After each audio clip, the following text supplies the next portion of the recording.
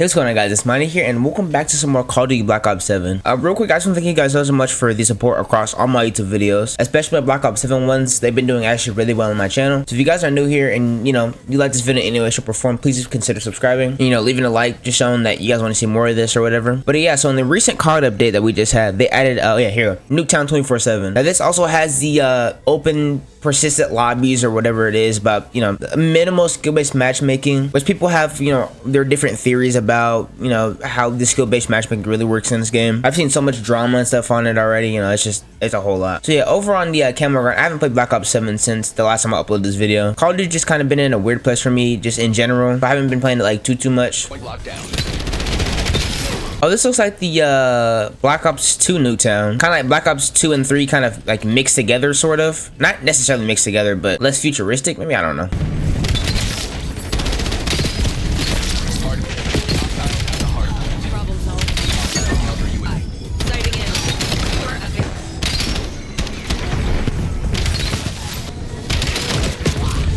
Who has a watchdog kilo?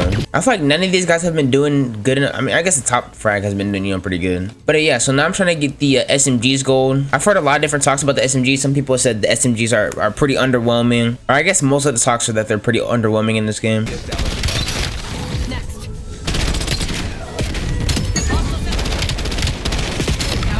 This lobby actually feels a lot less sweatier than the lobbies I usually like playing. Okay, wow.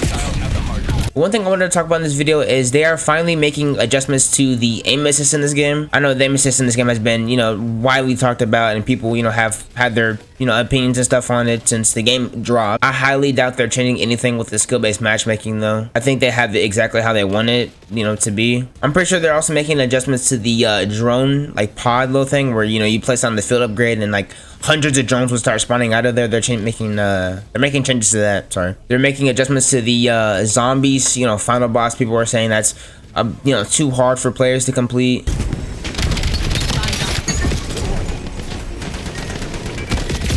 Why is that point turret like a regular thing? Why is it a tactical? I've actually seen a lot of complaints on the internet about nerfing the zombies final boss. People are like, wow, the community can't handle a hard zombies map. What a disappointment that they're like changing and stuff. But I mean, not everybody's a pro, so I mean, I don't know. I haven't like tried the final boss yet, so I have no clue how hard it really is, or I can't give my an input on that just yet.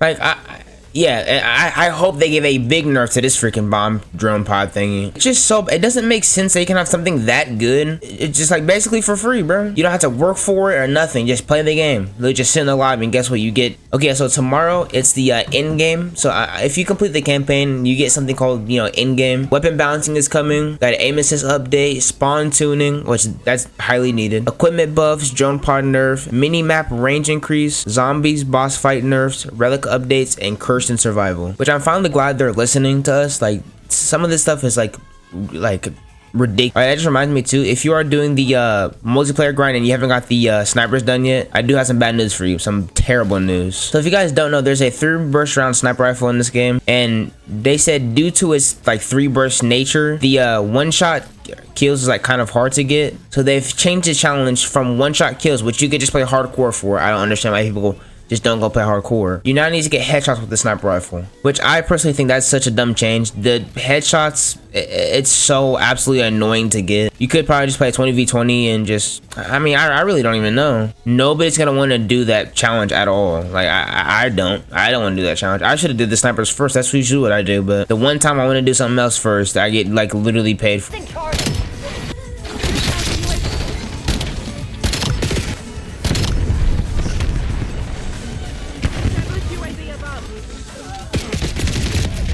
I'm not gonna deal with that. No. I just joined and they have a watchdog kilo.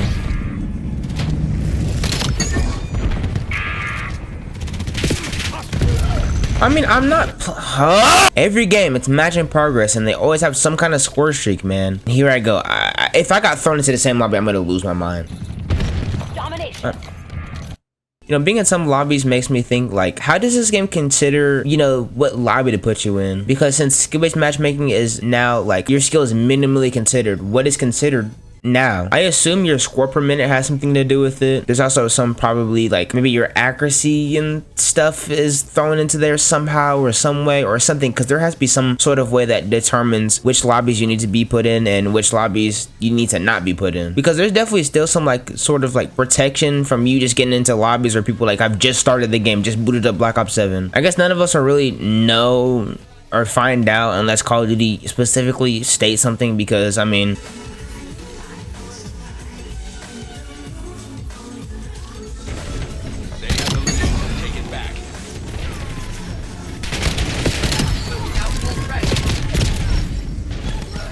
what? That also brings up to another point. The prestige race is going on now, I think, but during the race, you know, because sometimes I scroll on Twitter and see, you know, what's going on with the community and stuff, but people have been sort of like called out for two boxing. And if you don't know what two boxing is, essentially you take one Xbox, or I mean, it doesn't matter, Xbox or whatever, but you take an account and you absolutely torch its stats to the point where you look like you are just absolutely god awful at the game, right? And then you would have another account join in on its lobby while it's searching, which would put you in a lobby with people who you are not supposed to be in there regularly with. But if skill-based matchmaking is taking your skill out of the consideration, how is two boxing possible? It doesn't make sense, because if two boxing really is in this game and you can really two box, then skill-based matchmaking is still sort of here, then two boxing is possible, unless like they just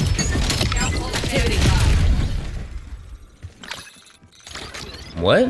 Unless you were going into one where the skill is very important, because I'm pretty sure they do have that sort of playlist where, you know, it tries to protect the people who are less skilled at the game, or people who don't take the game as seriously as people who, you know, sit here and grind it out 24/7. I don't know, there's so much Call of Duty drama going on, it's just like, it's kind of ridiculous. Taking my lobby 4-14, 5-15, 8-11. Everybody in this lobby is negative, obviously, except the top of the top. I don't even know how I get thrown into a lobby like this. Was it because I had a lackluster last game and people and like the system was like, yeah, you know, let's throw you into a little bit easier lobby? Or maybe the fact that I've left 3 matches in a row. But again, there has to be some sort of measurement in this game that determines where you should be at. I also do wonder how they're going to change the aim assist in this game, since that is going to be something that's getting changed. Are they going to try to revert their aim assist back to, you know, the more standard thing that we know, or are they going to give it just a little bit of a buff? Are they going to buff it enough to where it is a noticeable difference, or is it going to be enough to where it's just like, if you really pay attention, then you can see the difference? Because a comment from my last video, I think they said their last Cody was MW2. They hop on this game and their aim is like completely different, because obviously of how dramatic the aim assist has been changed. But I mean, I don't know, I could sit here and rant, you know, forever talking about how it does to be changed and, you know, whatnot, but I mean, my voice really doesn't matter at all. A lot of it just comes down to whether Treyarch really wants to do whatever they want to do. But yeah, sorry if this video is kind of short. I just kind of want to get something out. I definitely need to get back onto this game and, you know, finish grinding out my camos before they start changing some other different freaking challenges. Getting headshots in a COD word movement is supposedly so much like better and stuff. I don't know. It's gonna be miserable.